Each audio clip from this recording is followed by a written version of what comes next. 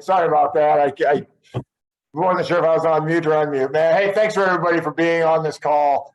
This is so important. Iowa, for the western part of Iowa, we've got a great opportunity here. We got the Farm Bill coming up, and it's our input, what we want in this Farm Bill, what we can do. I want to make sure that we have all the key producers, all the key people that are involved in ag to have input. So when we have this Farm Bill, when we pass it, that we're all part of it, and then we can all agree that, hey, this is a great Farm Bill for each one of us, for Western Iowa and for Iowa. So thanks for being a part of this. What we'll do is, if you have any questions, you can put them in the chat box. You can get a hold of Emily. I also have Josh Millard on this call right now. He is my ag person. So we can address anything that you think is relevant to the Farm Bill. So with that, I'm going to turn it over to Secretary Nag. Think the world of him. He also obviously knows a lot about agriculture. And I'd love him to give a few remarks. Well, thank you, Congressman, and good morning. And let me just say thank you for asking me to serve as your honorary chairman of this distinguished group. I look across this list of folks and the faces that I'm seeing here, and I know that this is you're going to hear a lot of great things from this group. So thank you. Of course, some of you know that our farm is in the 4th Congressional District in Palo Alto County. So I always tell Randy that the farm side of me is one of his constituents. And so I'm glad that I can be a part of this as well. And incidentally, I'm traveling in the 4th today too, Randy. I'm headed to Lamar's for an Ag Day luncheon. So we're currently sitting in the Sparky's parking lot at Highway 4 and 20 right now. But so you'll see my face for a little bit, but then we'll get back moving again. In all seriousness, this Iowa's voice will matter in this Farm Bill, particularly the 4th Congressional District. Our opinions matter. We have a tremendous opportunity as Iowans with Congressman Feenstra's role on the House Agriculture Committee and Ways and Means, which is critically important. We've got Congressman Nunn, Senators Ernst and Grassley on the Senate side. Iowa very uniquely positioned to have a say. We need strong provisions to help farmers manage through risk. We need to keep the pedal to the floor when it comes to conservation. We've got to look at building markets and expanding trade. And certainly all of us know the importance of investing in rural Iowa and communities of all sizes all across the state because, of course, we need to be able to live, work, and play in communities of all sizes.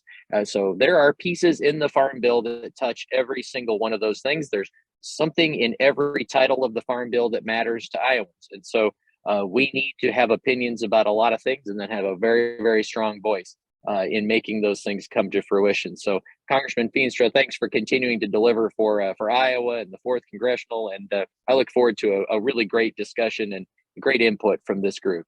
Thank you. Well, hey, Secretary Nag, thanks for being co-chair with me. Thanks for being on, and look forward to hearing from you also. Obviously, you travel all over the state. You hear from a lot of different constituents when it comes to what's happening in the ag sector. So I look forward to engaging with you and your staff also, making this a great Farm Bill. Thank you. You bet. So just a quick note on where we are on the Farm Bill. The U.S. Senate is probably a little further along than we are with Stabenow and Bozeman.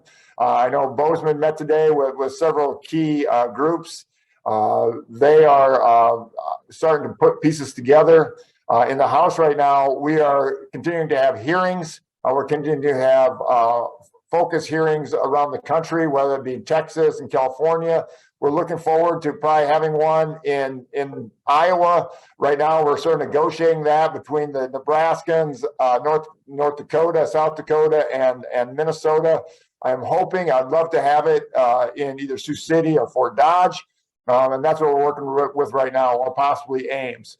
So that's the goal. Our chairman, G.T. Thompson, we had him at the fair 2 years ago. We also had him at the Farm Progress Show last year, so he knows Iowa very well.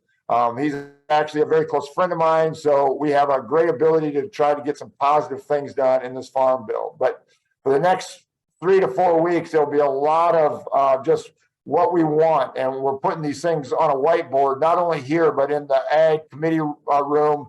What we're required to do as committee members is, hey, you list what's important to you and start prioritizing what is the top priority. So that's why you're all on, so we can prioritize and we can say, hey, these are the key critical issues that we have to get done for the 4th District in Iowa. So with that, Emily, I'm going to turn it back to you. And what questions do we have? Well, I think the big question that we've been hearing a lot about is, will the Farm Bill get done this year? Are you pretty confident will get done? Yeah, so this is a really big issue that everybody's talking about. I will say this, the Farm Bill will get done this year. As the U.S. House, we met as Republicans several weeks ago and said, hey, we all have to get along. We all have to make sure that we get it passed. We also understand this, that it's got to be bipartisan. So over the last 2 farm bills, we've had a lot of issues. We talked about those issues, obviously SNAP being one of those. Work provisions, things that really were hung up over the last 2 farm bills, and we're working to address those up front. Number 2 is for Stabenow in the Senate. This is her legacy. She's retiring. She wants to make sure that this farm bill gets done in the right amount of time, and so does Senator Bozeman. So I truly believe that working collaboratively that we can get it done. However, this is the biggest problem, that over 50% of the people that sit on the committee in the House, on the Agriculture Committee, this is their first farm bill, including myself. So with that, we have G.T. Thompson, who has put also Chairman Lucas from Oklahoma, and he's worked on 3 other farm bills along with Conway back in the day. So between those 2, I think they know how to navigate the landmines, and that we'll get it resolved. Our goal is to have it done, have the vote in late September, early October on the passage out of committee, and then get it to the floor. So that's sort of our goal in mind. Sounds good. And Congressman, you mentioned SNAP, and I'm sure everyone on the board knows how big of a portion that is of the Farm Bill. Could you go into some of the work requirements that you and your colleagues are proposing? Well, I tell you what, first of all, SNAP is 82% of this $1.4 trillion over 10-year program. So when you're talking the massive farm bill, 82% of that $1.4 trillion goes to SNAP. And so both sides, both the Senate and the House, are saying, hey, we really don't want to add more dollars to the farm bill. However, when we start talking about exports, whether it be programs like the Market Access Program or the Foreign Market Development Program, we want to dramatically increase those. So we've got to try to navigate these things within the Farm Bill. What can we sort of minimize, create more effective and efficient ways of doing it without adding exorbitant costs to this Farm Bill. And one of those things is obviously the SNAP program.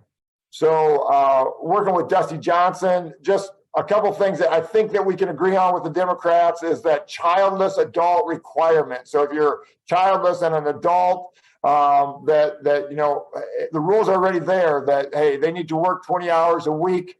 We want to make sure that there's no waivers by states to waive that off. That's going to be a big thing. And then extending this. So right now, there's a wage threshold. Once you hit 49, those requirements don't benefit you, or you don't have to follow them. So we want to raise those ages from 18 when it starts to 65 years of age, simply meaning that you can work until you're 65 instead of stopping it at 49. So we feel that there's some efficiencies there that we can work with the other side to get past. And we feel comfortable about that little area of change in the SNAP program and the America Work requirement that we can work collaboratively without getting it held up. Sounds good. Well, one of the other questions we got from a few different people is crop insurance, and if you think there will be any major changes to crop insurance and what we can do to help small to mid-sized farmers with that program. Well, crop insurance is sort of my bailiwick. Obviously, I sold crop insurance for many years. And the 2 big programs is obviously the ARC and the PLC, program payments, and then also revenue insurance. These are really big programs that we want to make sure that we keep, that we insulate, that we take care of. There's been a lot of talk with RMA.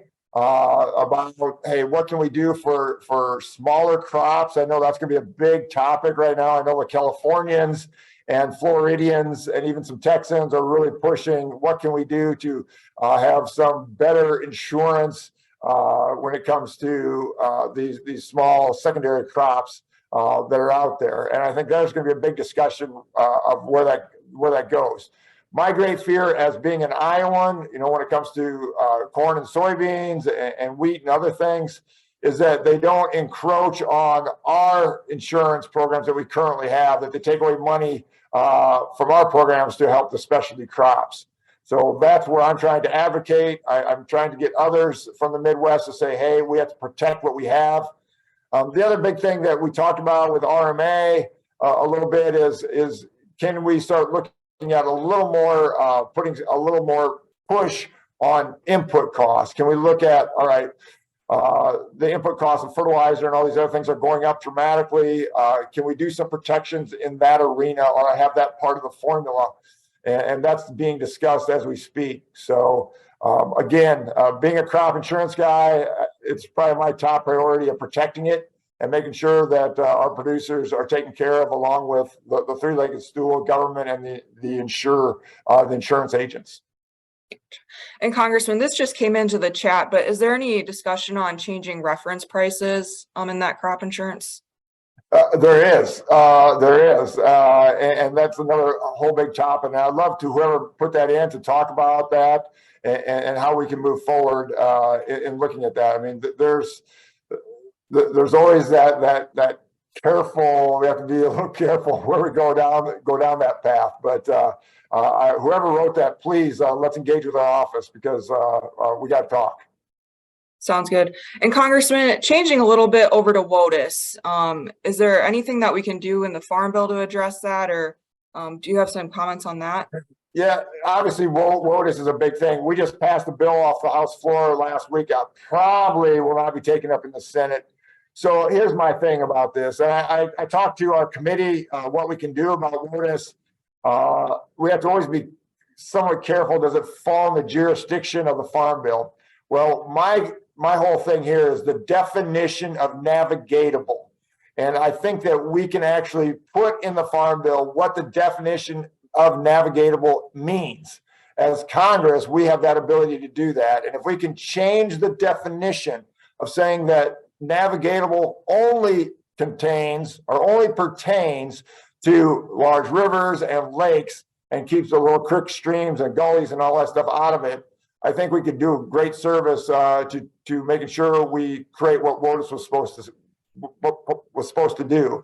So working with Chairman Thompson on this, working with others to see if we can just tweak the definition of navigatable to really change the rule of WOTUS. Sounds good. Moving on to trade, Congressman, I think you have a bill for MAP and FMD, but what are you doing to address some of those trade deficits? Yeah, so this is again a hot topic. We have Kathleen Tai coming before our Ways Committee in about a week, and I'm really looking forward to that, by the way, so we can ask her some significant questions. Again, we're not doing a lot in trade. We have $1 trillion trade deficit right now with China. They're importing to the U.S. about $538 billion. We're importing to them, or exporting to them about 131. So we got a massive trade deficit with China, along with having that full $1 trillion trade deficit. My whole issue on the Farm Bill is that we've got to expand the MAP program. We've got to expand the FMD program. That's what we're trying to do. I will be upfront with you. The chairman said, I know there's a lot of talk of doubling it. He said, if we're going to double it, you got to come to us and say, where are we going to take the money from? That's the biggest thing, is where's the excess dollars going to come from? And that's what we're trying to look at in the Farm Bill. Several of us in the Midwest, of where are some efficiencies that we can look at, that we can grab extra dollars from and put them into the MAP program and the FMD program. So again, for all of us, we're struggling in the exports market right now, especially commodities, and we've got to be a better player there. And Congressman, I know you have a few bills to address, foreign entities buying our farmland. Is there any room for that maybe going into the Farm Bill? There is. I'll just tell you up front right now is we've got a big energy bill coming up next week, HR1, and we're addressing that.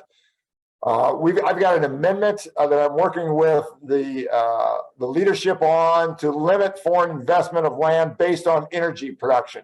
So this is sort of sexy when it comes to all other states. I know Texas and Louisiana congressional members are helping me and saying, hey, this is a good idea of how do you slow down the purchase of farmland? Well, we can hook it to energy, that it's a security issue. For me in Iowa, for all of us in Iowa, it's ethanol and biodiesel, correct? So if we can say, hey, you can't buy our farmland because it's an energy producing area, right? Land. We think that we can start mitigating it through those means. Again, can we get that in the Farm Bill? That's a big question. Can we do it standalone? That's what I'm working on right now to try to get it as an amendment on the big energy bill next week, or probably in the next several months, we're going to have another big energy bill that we can get it taken care of there. So again, rural land belongs to rural Iowans. So. Thanks, Congressman. And I know you've been doing a few things on research and development in the Farm Bill with Iowa State and a few other colleges. Do you want to maybe discuss your work on that? Well, again, if you look at precision ag and you look at conservation, you look at the different animal diseases that are out there. Obviously, the bird flu from African swine fever for hogs. We need to make sure, that we have the capacity when these things happen, especially you think of African swine fever, that we have the bank available to vaccinate and to stop it in its tracks. We also have to make sure that we have the dollars to prevent it, meaning that we have the dollars and the research to prevent it from coming across the border. So working very closely with the chairman on these, everybody on the Ag Committee understands that these are paramount. And then also with avian bird flu, giving the flexibility to our farmers. Our farmers know best of how to do this. And we have to make sure USDA understands that. USDA loves to put their fingers and do some things, but we also have to understand when it comes to extermination of flocks and stuff that our producers know best. And again, anybody that's out there, I want to work with you on what you think is best for some of these things. I think of China, they're doubling down on expanding their research in ag, and so do we. I mean, if we want to be the breadbasket to the world, whether it be in commodities or livestock, whatever, we have to have the research to do it. And just one other note on that. 25% of our corn is going, obviously, exporting to Mexico. Mexico has asked us for factual data to make sure GMO is not detrimental. And we are working with that through different research arms to produce that information to them. And I think that we're going to have a positive outcome there, but we have to show them the facts. Well, Congressman, I think that's about the amount of time that, before you have to get to your next meeting. But is there any last comments or anything you want to address with the Farm Bill to the board? I think that the biggest thing is we have so many of you, from your commodities, from Corn Soybean Association to cattle hogs to eggs to livestock to dairy. We've got to be engaged. There's so many pieces, especially when it comes to dairy, that are in this Farm Bill that cannot be touched. And I just want to tell each one of you this, is that we have to be making sure that we're yelling and screaming and saying, this cannot be touched, because if there's something silent, that means probably that somebody else from the other side or whatever will say, hey, we're not hearing anything about this, so let's take money away from X. That's what we can't have. We've got to make sure that we prioritize and say, hey, these are the most important programs, A, B, C, D, E, that cannot be touched or that need to be expanded. And that's why you guys are so important to be on this call, because please advocate for your area of expertise. Please advocate of what needs to happen. We need to hear your questions. We need to hear from you. That's why you're part of this. And I'll take it very seriously that we're all in this together, and we make a great farm bill without losing anything and gaining things for the 4th District. Well, with that, Congressman, I'm going to stay on the line and make sure that our office is getting all the questions from our board members. I think Josh Millard, our ag policy staffer, will as well. But otherwise, thanks for joining. Yeah, and thanks for taking the time out, everybody. We'll do this once a month, but more importantly, please stay involved. We have to get this right. Thanks a lot. Well, thank you all for joining for this first meeting. We're writing down all the questions that are coming into the chat box. We really appreciate them, and make sure that they're not being addressed by the congressman and our ag policy staff as the farm bill gets worked through this year. I'll stay on a little bit longer if you guys have any other questions you want to drop into that box. I also just want to highlight that Josh Millard, our ag staffer, put his email into the chat box as well. Feel free to email him or give him a call with any questions that you might have as well. But otherwise, we really appreciate you taking some time out of the day to be with the Congressman and Secretary Nag this morning.